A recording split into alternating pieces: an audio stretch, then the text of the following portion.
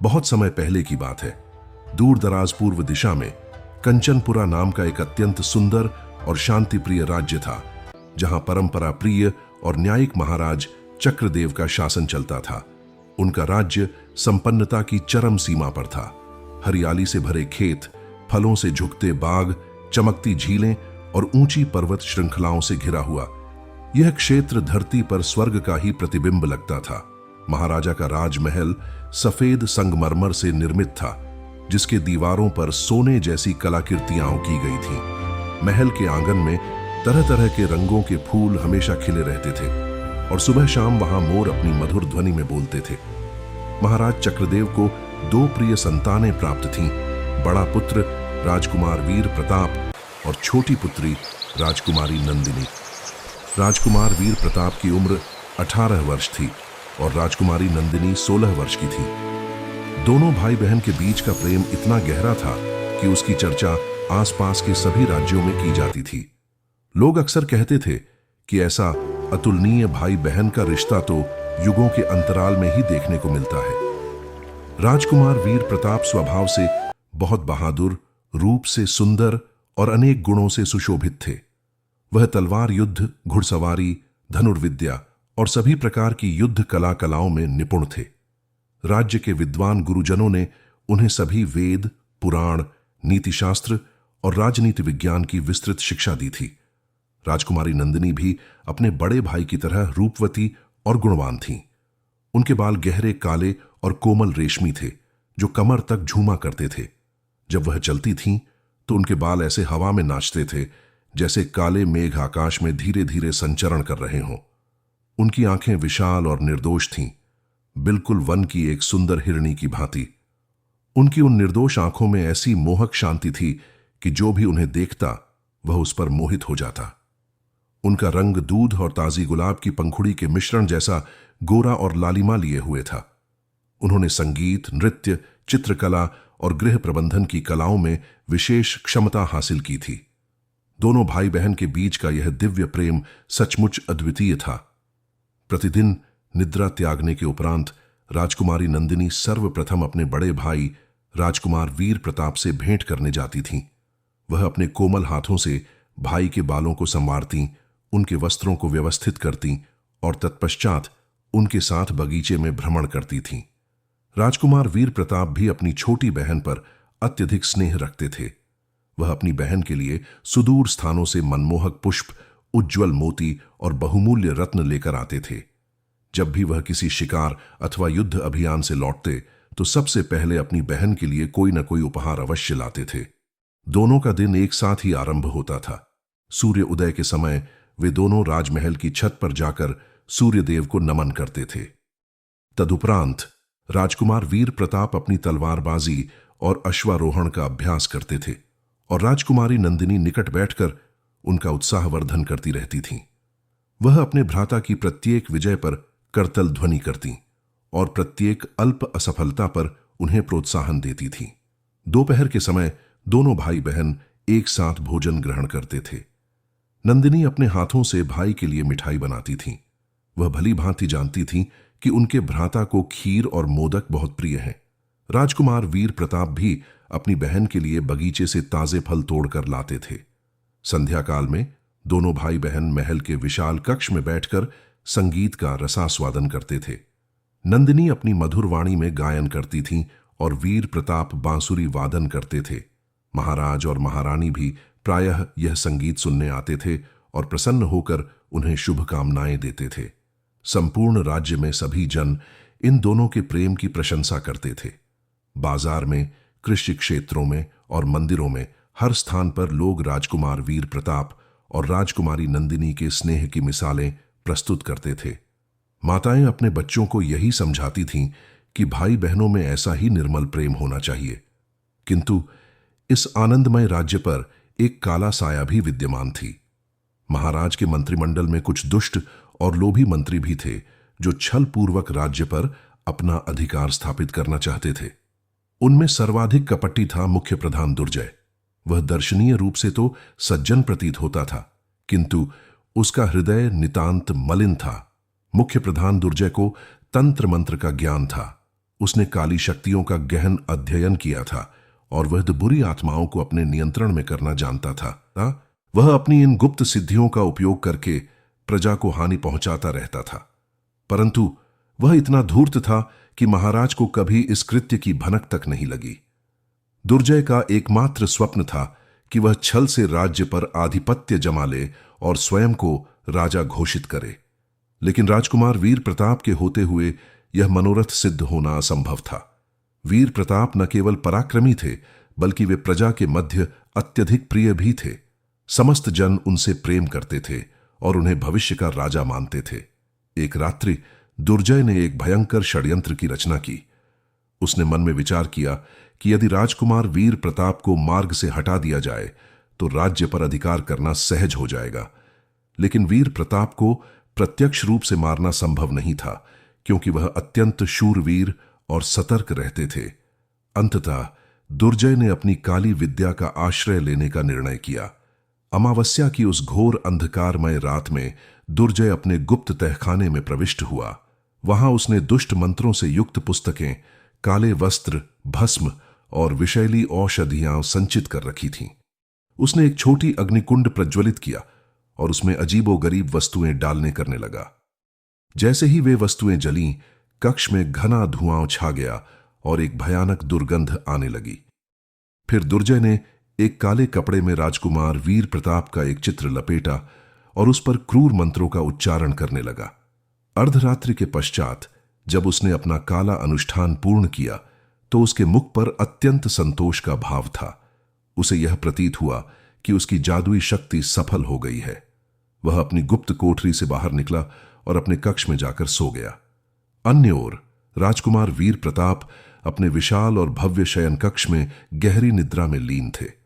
उनके कक्ष की दीवारों पर सुंदर भित्त चित्र लगे थे और भूमि पर कोमल कालीन बिछे थे। खिड़कियों से चंद्रमा का प्रकाश भीतर आ रहा था और हवा में पुष्पों की मधुर सुगंध घुली हुई थी। परंतु दुर्जय के काले मंत्रों का प्रभाव धीरे धीरे वीर प्रताप के शरीर पर दृष्टिगोचर होने लगा। सुबह जब वीर प्रताप उठे तो उन्होंने अपने शरीर में एक अजीब सा परिवर्तन अनुभव किया। उनके हाथों की अंगुलियां विचित्र रूप से मुड़ रही थीं और उनमें तीव्र खुजली हो रही थी। राजकुमार घबराकर अपने हाथों को देखने लगे। धीरे धीरे उनकी अंगुलियां पंखों का रूप धारण करने लगीं। आरंभ में तो वह समझ ही नहीं पाए कि उनके साथ यह क्या घटित हो रहा है। उन्होंने सोचा कि संभवतः यह कोई भयानक स्वप्न है। उन्होंने अपनी पलकें बंद कीं और फिर खोलीं, किंतु दृश्य वही था। जैसे जैसे दिन ढलने लगा, वीर प्रताप के शरीर में और भी अधिक कायापलट होने लगा। उनके हाथ धीरे धीरे विशाल पंखों में रूपांतरित हो रहे थे। पंखों का रंग हरा था और उन पर सुनहरी चमक थी। वे अत्यंत मनमोहक लग रहे थे, किंतु वीर प्रताप के लिए यह स्थिति अत्यंत भयप्रद थी। राजकुमार वीर प्रताप ने अपने कक्ष का द्वार भीतर से बंद कर लिया ताकि इस परिवर्तित अवस्था में कोई उन्हें न देख पाए। वह अपने पलंग पर बैठकर विलाप करने लगे। उन्हें तनिक भी ज्ञान नहीं हो रहा था कि यह दैवीय विपत्ति उन पर क्यों आई है। उधर राजकुमारी नंदिनी नित्य कर्म के अनुसार सुबह उठकर अपने भाई से मिलने पहुंची। उनके हाथों में भाई के लिए ताजी क्षीर और फल थे। उन्होंने भ्राता के कक्ष का द्वार खटखटाया, किंतु कोई उत्तर प्राप्त नहीं हुआ। भ्राता, द्वार खोलिए, मैं नंदिनी हूं, उसने अत्यंत स्नेहपूर्वक कहा। राजकुमार वीर प्रताप ने भयभीत होते हुए उत्तर दिया, बहन, मैं इस समय बाहर नहीं आ सकता, तुम कृपया लौट जाओ। नंदिनी को यह व्यवहार बहुत विचित्र लगा। उनके भ्राता ने उनसे पूर्व में कभी ऐसा व्यवहार नहीं किया था। वह जान गई कि अवश्य ही कोई अनिष्ट हुआ है। भ्राता, कम से कम द्वार तो खोलिए, मुझे आपसे आवश्यक बात करनी है, नंदिनी ने आग्रह किया। अंततः वीर प्रताप ने द्वार खोला, किंतु उन्होंने अपने हाथों को वस्त्र से भली भांति ढक रखा था। नंदिनी ने देखा कि उनके भाई का चेहरा अत्यंत चिंतित और भयग्रस्त लग रहा था। भ्राता, आप स्वस्थ तो हैं? आपका मुख इतना व्यथित क्यों है? नंदिनी ने चिंता से पूछा। वीर प्रताप कुछ कह पाते, इससे पूर्व ही उनके शरीर में और भी अधिक परिवर्तन होने लगे। उनके बाल छोटे होकर पंखों के समान हो गए और उनकी नाक धीरे धीरे चोंच का रूप धारण करने लगी। यह दृश्य देखकर नंदिनी भयभीत हो गई। उनकी आंखों से आंसू प्रवाहित होने लगे और वह चीख कर बोली, भ्राता, यह सब आपको क्या हो रहा है? वीर प्रताप ने अपनी बहन को गले लगाया और कहा, प्रिय अनुजय, मुझे झात नहीं कि मेरे साथ क्या हो रहा है। ऐसा प्रतीत होता है कि किसी ने मुझ पर जादू का श्राप डाल दिया है। मैं धीरे धीरे एक चिड़िया में परिवर्तित हो रहा हूं। नंदिनी का हृदय फटने लगा। वह अपने प्रिय भ्राता को इस दयनीय दशा में देखकर अत्यंत दुखी हुई। उन्होंने तत्काल महाराज और महारानी को बुलवाया। जब महाराज और महारानी आए और उन्होंने अपने पुत्र की यह दशा देखी तो वे भी अत्यंत विचलित हो उठे।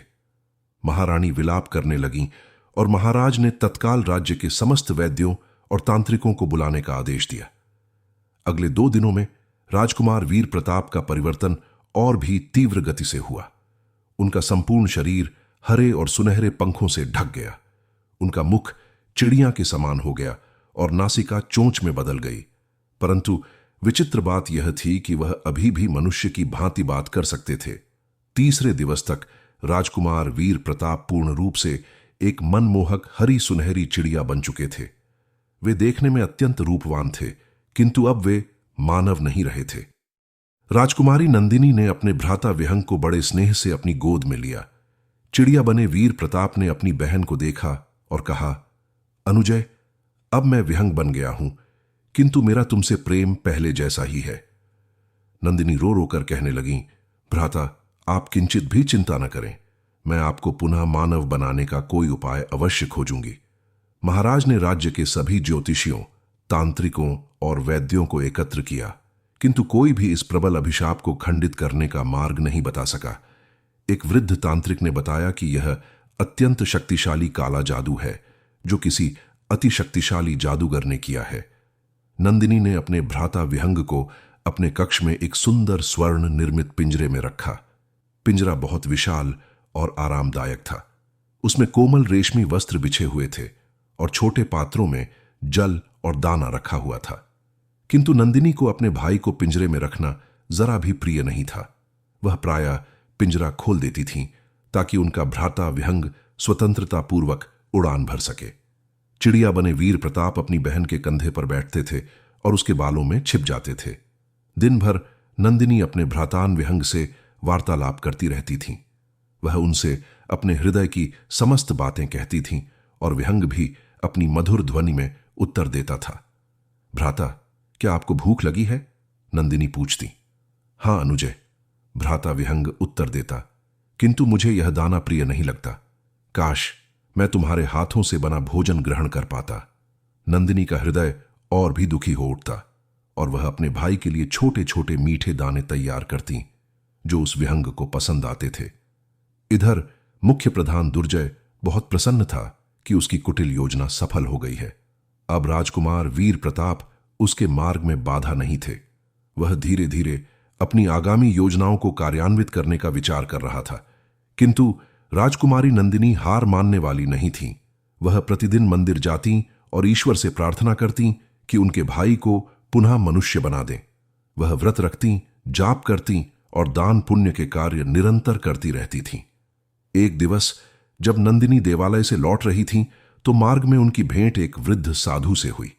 साधु के केश सफेद थे, मुखमंडल तेजस्वी था और उनकी नेत्रों में एक दिव्य चमक थी। वह गेरुए वस्त्र धारण किए हुए थे और हाथ में कमंडल था। साधु ने नंदिनी को देखकर कहा, पुत्री, तुम अत्यंत दुखित प्रतीत हो रही हो, क्या कारण है? नंदिनी ने साधु के चरणों में शीश झुकाया और अपनी संपूर्ण कथा विस्तार से सुनाई। साधु ने धैर्यपूर्वक सब कुछ श्रवण किया। फिर साधु ने कहा, पुत्री, तुम्हारे भ्राता पर जो श्राप पड़ा है वह अति शक्तिशाली है, किंतु असंभव कुछ भी नहीं है।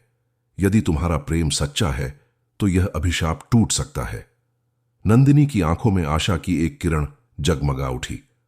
उन्होंने पूछा, महाराज, कृपया मुझे उपाय बताइए कि मुझे क्या करना होगा। साधु ने कहा, श्रवण करो पुत्री। हिमालय की गुफाओं में महर्षि सत्यव्रत तपस्या में लीन है। वे महान तपस्वी हैं और उनके पास प्रत्येक समस्या का समाधान है। तुम्हें उनके पास जाकर अपने भाई के श्राप से मुक्ति का उपाय पूछना होगा। नंदिनी ने कहा, महाराज, हिमालय तो बहुत दूर है और मार्ग भी खतरनाक है। क्या मैं वहां अकेली जा सकूंगी? साधु मुस्कुराए और बोले, पुत्री, जब प्रेम सच्चा होता है तो पथ की कोई भी कठिनाई विशाल नहीं लगती। ईश्वर तुम्हें शक्ति प्रदान करेंगे। इतना कहकर वो साधु अंतर्ध्यान हो गया। राजकुमारी नंदिनी समझ गई कि ये कोई साधारण तपस्वी नहीं था। नंदिनी महल वापस आई और उन्होंने अपने भ्राता विहंग को कहानी सुनाया। अगले सुबह नंदिनी ने यात्रा की तैयारी आरंभ कर दी। उन्होंने पुरुष वेश धारण किया ताकि मार्ग में कोई विपत्ति न आए। उन्होंने अपने दीर्घ केशों को बांधा, पुरुषों के समान वस्त्र पहने और मुख पर एक वस्त्र बांध लिया। उन्होंने अपने साथ कुछ खाद्य सामग्री, जल और अल्प स्वर्ण मुद्राएं रखी। भ्राता विहंग को अपने कंधे पर बिठाकर वो महाराज और महारानी से आज्ञा लेने गई। आरंभ में वे दोनों सहमत नहीं हुए, किंतु जब नंदिनी ने दृढ़ता से जिद किया तो उन्होंने स्वीकृति दे दी। महारानी रोते हुए बोली, पुत्री, अत्यंत सावधानी बरतना। तुम हमारी एकमात्र लाडली हो। महाराज ने कहा, पुत्री, मैं तुम्हारे साथ कुछ सैनिक भेजना चाहता हूं। किंतु नंदिनी ने विनम्रता से मना कर दिया। उन्होंने कहा, पिताश्री, ये यात्रा मुझे अकेले ही संपन्न करनी होगी। सैनिकों के संग जाने से महर्षि सत्यव्रत प्रसन्न नहीं होंगे। नंदिनी ने एक तीव्रगामी अश्व लिया और हिमालय की ओर प्रस्थान किया। उनके कंधे पर भ्राता विहंग विराजमान थे। प्रथम दिवस की यात्रा सुगम थी। वे समतल क्षेत्रों से होकर गुजरे। मार्ग में हरे भरे कृषि क्षेत्र, छोटी नदियां और ग्राम दिखाई देते रहे। संध्या काल में वे एक छोटे से गांव में ठहरे। ग्रामवासियों ने उनका मेहमानी किया और भोजन दिया। रात्रि को जब नंदिनी एक छोटी कुटिया में सो रही थी तो भ्राता विहंग उनके सिरहाने बैठकर उनकी सुरक्षा कर रहे थे। दूसरे दिवस वे पर्वतीय क्षेत्रों में पहुंचे। मार्ग कठिन होने लगा। ऊंचे पर्वत, संकरे पगडंडी और शीतल पवन का सामना करना पड़ रहा था। अश्व भी धीमे धीमे गति करने लगा था। तीसरे दिवस उन्हें एक गहरी घाटी को पार करना पड़ा। वहां एक पुराना लकड़ी का पुल था जो वायु के वेग से कंपा रहा था। नंदिनी ने भयभीत होते हुए कहा, भ्राता, ये सेतु अत्यंत खतरनाक प्रतीत हो रहा है। भ्राता विहंग ने उन्हें साहस दिया, अनुजे, धैर्य रखो, परमपिता हमारी रक्षा करेंगे। तुम मेरे लिए इतना कष्ट सहन कर रही हो, वे निश्चित रूप से तुम्हारी सहायता करेंगे। नंदिनी ने हिम्मत जुटाई और धीरे धीरे सेतु पार किया। मध्य में कुछ तख्ते टूटे हुए थे, किंतु किसी तरह वो सकुशल उस पार पहुंच गई। चौथे दिवस उन्हें हिमपात का सामना करना पड़ा। शीतलता इतनी तीव्र थी कि नंदिनी के ओठ नीले पड़ने लगे। उनके हाथ पांव ठिठुर रहे थे। भ्राता विहंग अपनी बहन को गर्मी देने के लिए उनके कंठ से लिपटे हुए थे। नंदिनी ने अपना कंबल कसकर लपेटा और आगे बढ़ती रहीं।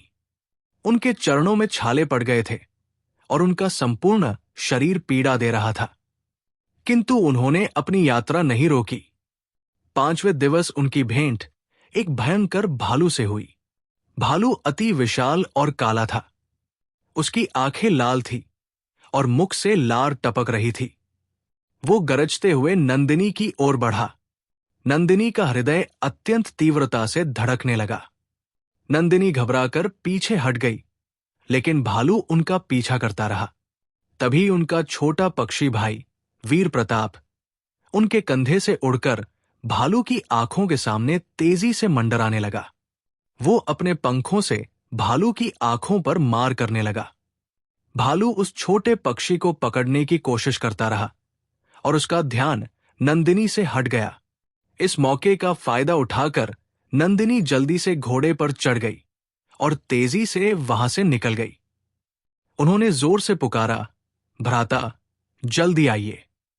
पक्षी तुरंत उड़कर वापस आया और उनके कंधे पर बैठ गया। इस तरह दोनों सुरक्षित जगह पहुंच गए। छठे दिन वे एक बहुत ऊंचे पहाड़ पर पहुंचे। वहां हवा इतनी तेज थी कि सांस लेना भी मुश्किल हो रहा था। हवा में ऑक्सीजन कम होने से नंदिनी को चक्कर आने लगे। सातवें दिन वे हिमालय के सबसे ऊंचे हिस्से में पहुंचे। चारों तरफ सिर्फ बर्फ ही बर्फ थी। हवा में बर्फ के छोटे छोटे कण उड़ रहे थे और तेज तूफान चल रहा था। नंदिनी की आंखों से आंसू निकलते थे, लेकिन ठंड में वे जमकर चेहरे पर चिपक जाते थे। नंदिनी ने घबराकर पूछा, भाई, कहीं हम गलत रास्ते पर तो नहीं जा रहे? भ्राता विहंग ने उन्हें दिलासा दिया, नहीं बहन, हिम्मत रखो। अगर हमारी नीयत सही है तो भगवान हमें रास्ता जरूर दिखाएंगे। सच में थोड़ी देर बाद उन्हें दूर एक गुफा दिखाई दी, जहां से हल्की रोशनी आ रही थी। वे दोनों उसी ओर बढ़े। गुफा के पास पहुंचकर नंदिनी ने देखा कि अंदर एक तेज चमक वाले संत ध्यान में बैठे थे। उनके सफेद और लंबे बाल थे। उनका चेहरा दिव्य चमक से भरा हुआ था। उनकी आंखें बंद थी, पर चेहरे पर अद्भुत शांति थी। ये महर्षि सत्यव्रत थे। नंदिनी ने अपने पक्षी रूप वाले भाई को कंधे से उतारा और महर्षि के पैरों में सिर झुकाकर प्रणाम किया। वो इतनी थकी हुई थी कि उनके पैर भी कांप रहे थे।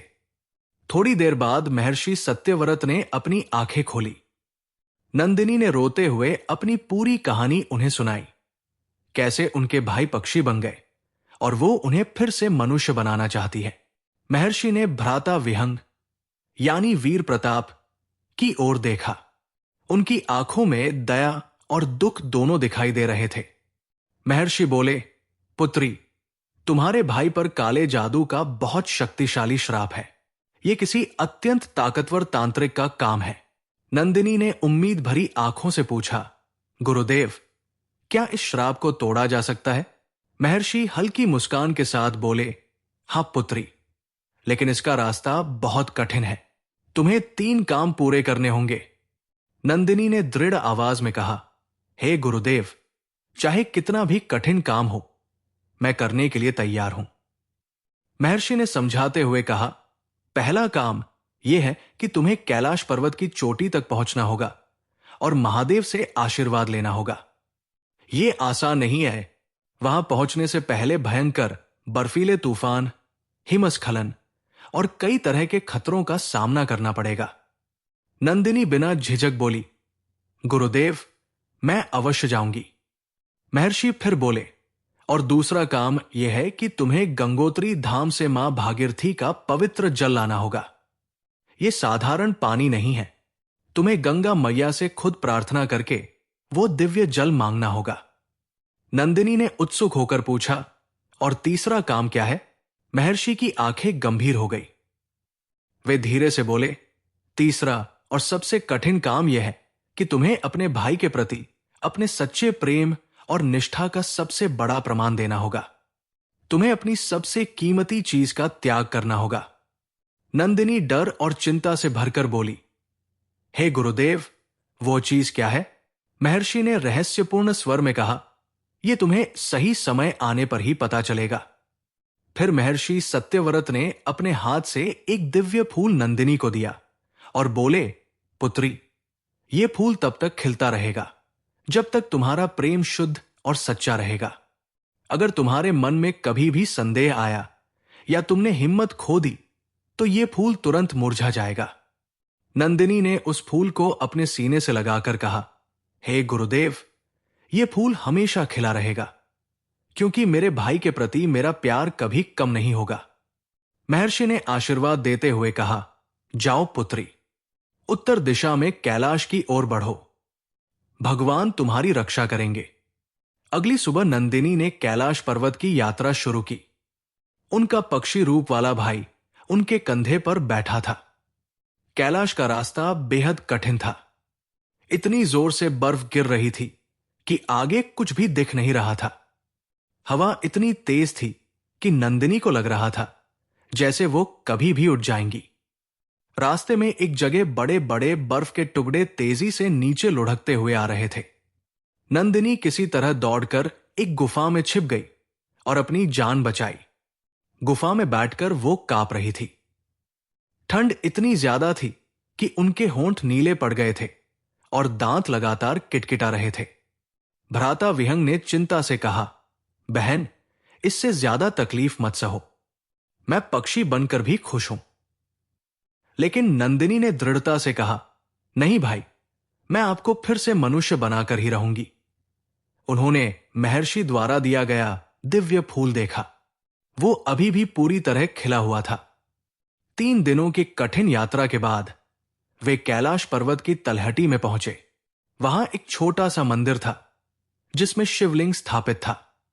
नंदिनी ने अपने भाई को एक सुरक्षित जगह बैठाया और शिवलिंग के सामने बैठकर तपस्या शुरू कर दी।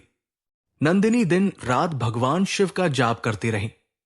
पहले दिन कुछ नहीं हुआ, दूसरे दिन भी कोई संकेत नहीं मिला। तीसरे दिन नंदिनी ने निर्जला व्रत रखा। न उन्होंने कुछ खाया, न पानी पिया। चौथे दिन वो इतनी कमजोर हो गई कि उठ भी नहीं पा रही थी। फिर भी उन्होंने जाप जारी रखा। भ्राता विहंग यानी राजकुमार वीर प्रताप बहुत परेशान हो गया। उसने कहा, बहन, अब बस करो, तुम अपनी जान खो दोगी। लेकिन नंदिनी ने दृढ़ होकर कहा, भाई, महादेव जरूर प्रसन्न होंगे। 5वें दिन जब नंदिनी की हालत बहुत खराब हो चुकी थी, तभी अचानक आसमान में बादल गरजे और चारों ओर तेज प्रकाश फैल गया। भगवान शिव प्रकट हुए। उनके शरीर पर बाघ की खाल थी, गले में सांपों की माला थी, हाथ में त्रिशूल था। उनकी आंखों में तेज था और चेहरे पर दया की चमक। भगवान शिव बोले, पुत्री, तुम्हारी भक्ति से मैं प्रसन्न हूं। नंदिनी कांपते हुए झुककर प्रणाम करने लगी। फिर भगवान शिव ने कहा, तुम्हारा अपने भाई के लिए प्रेम अद्भुत है। मैं तुम्हें ये दिव्य पुष्प देता हूं। जब ये पुष्प और बाकी 2 आवश्यक वस्तुएं एक साथ मिल जाएंगी तो तुम्हारे भाई का श्राप टूट जाएगा। भगवान शिव ने उन्हें एक नीले रंग का दिव्य फूल दिया जिसकी सुगंध बहुत अद्भुत थी। भगवान शिव ने चेतावनी देते हुए कहा, लेकिन पुत्री, यह फूल सिर्फ 1 दिन तक ही ताजा रहेगा। अगर तुमने 1 दिन में सभी काम पूरे नहीं किए तो यह मुरझा जाएगा। नंदिनी ने फूल को सावधानी से अपने पास रखा और भगवान शिव के चरणों में झुककर धन्यवाद दिया। अब उन्हें गंगोत्री की ओर जाना था। कैलाश से गंगोत्री का रास्ता बहुत कठिन था और उनके पास सिर्फ 1 ही दिन था। नंदिनी ने अपने घोड़े को जितनी तेज हो सके उतना दौड़ाया। रास्ते में कई खतरनाक जगहें आई, लेकिन वो बिना रुके आगे बढ़ती रही। संध्या तक वे गंगोत्री पहुंच गई। वहां गंगा मैया का पवित्र मंदिर था और बर्फ के बीच से निकलती हुई गंगा की स्वच्छ धारा बह रही थी। नंदिनी गंगा तट पर बैठकर प्रार्थना करने लगी। उन्होंने अपना सिर गंगा के ठंडे पानी में डुबोया और बोली, हे मां भागीरथी, मेरे भाई को फिर से मनुष्य बनाने के लिए मुझे आपका पवित्र जल चाहिए। तभी गंगा का पानी चमकने लगा और एक सुंदर देवी प्रकट हुई। वे मां गंगा थी। उनके बाल हवा में लहरा रहे थे और उनके पूरे शरीर से दिव्य प्रकाश निकल रहा था। उन्होंने नंदिनी को एक छोटा कलश दिया जिसमें पवित्र जल भरा था। वो बोली, ये जल तुम्हारे भाई का श्राप दूर कर देगा। नंदिनी ने कलश को बहुत ध्यान से सुरक्षित रख लिया। अब 2 चीजें उनके पास थी, महादेव का दिव्य फूल और गंगा जी का पवित्र जल। लेकिन तीसरी वस्तु क्या थी? नंदिनी वापस महर्षि सत्यव्रत के पास पहुंची। उन्होंने पूछा, पुत्री, अब आखिरी परीक्षा बाकी है, बताओ तुम्हारी सबसे कीमती चीज क्या है? नंदिनी सोच में पड़ गई। उनके पास न कोई गहने थे और न ही कोई धन दौलत। महर्षि ने रहस्य बताते हुए कहा, पुत्री, तुम्हारे सुंदर बाल ही तुम्हारी सबसे कीमती चीज है। तुम्हें अपने सारे बाल काटकर इस पवित्र अग्नि में अर्पित करने होंगे। नंदिनी के लिए यह बहुत कठिन था। उनके बाल उनकी सुंदरता का सबसे बड़ा हिस्सा थे, कमर तक लंबे, काले और रेशमी। भ्राता विहंग ने दुखी होकर कहा, बहन, ऐसा मत करो, तुम्हारी सुंदरता चली जाएगी। मैं पक्षी बनकर भी खुश हूं। लेकिन नंदिनी ने बिना झिझक अपने सारे बाल काट दिए। उनकी आंखों में आंसू थे, लेकिन चेहरे पर दृढ़ता थी। जैसे ही उन्होंने अपने बाल पवित्र अग्नि में डाले, आसमान से दिव्य प्रकाश फैल गया। महर्षि ने भगवान शिव का दिव्य पुष्प और गंगा का पवित्र जल भ्राता विहंग पर छिड़क दिया। फिर अद्भुत चमत्कार हुआ। पक्षी के हरे सुनहरे पंख धीरे धीरे झड़ने लगे। उसके पंख मानव हाथों में बदल गए, चोंच मानव मुख बन गई और पूरा शरीर फिर से मनुष्य का रूप लेने लगा। राजकुमार वीर प्रताप अपने असली स्वरूप में लौट आए थे। अब वे पहले से भी ज्यादा तेजस्वी और शक्तिशाली दिख रहे थे। वीर प्रताप ने अपनी प्यारी बहन को गले लगाकर रोते हुए कहा, बहन, तुमने मुझे नई जिंदगी दी है। तुम्हारा प्रेम ही मेरी सबसे बड़ी ताकत है। नंदिनी खुशी से भर गई। अपने भाई को फिर से मनुष्य रूप में देखकर उन्होंने अपनी सारी थकान और तकलीफ भूल गई। महर्षि मुस्कुराए और बोले, पुत्री, तुमने सच्चे प्रेम का सबसे बड़ा प्रमाण दिया है। परमात्मा तुमसे प्रसन्न है। महर्षि सत्यव्रत ने नंदिनी को आशीर्वाद देते हुए कहा, तुम्हारे बाल पहले से भी अधिक सुंदर होकर वापस आएंगे। और वास्तव में कुछ ही दिनों बाद नंदिनी के बाल बहुत घने, काले और फिर से लंबे हो गए। जब नंदिनी और वीर प्रताप अपने राज्य कंचनपुरा लौटे तो पूरे राज्य में खुशी फैल गई। महाराज और महारानी ने अपने दोनों बच्चों को गले लगाकर रोते हुए स्वागत किया। ये खुशी के आंसू थे। अब सच सामने लाने का समय आ चुका था। राजकुमार वीर प्रताप ने महाराज को बताया कि कैसे मुख्य प्रधान दुर्जय ने उन पर काला जादू किया था। यह सुनकर महाराज बेहद क्रोधित हुए। उन्होंने तुरंत आदेश दिया कि दुर्जय को राज दरबार में पेश किया जाए। जब दुर्जय दरबार में आया और उसने राजकुमार वीर प्रताप को फिर से मनुष्य रूप में देखा तो वो घबराकर डर गया। उसे समझ आ गया कि उसका काला जादू पूरी तरह नाकाम हो चुका है।